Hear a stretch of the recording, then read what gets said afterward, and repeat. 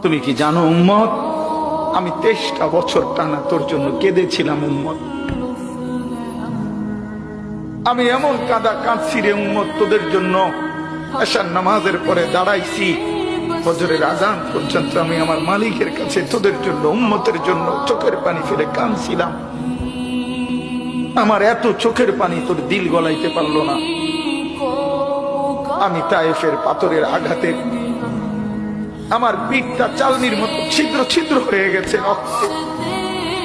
আমি বুকে পেটে 2টা পাথর বাঁধছি ক্ষুধার কষ্টে।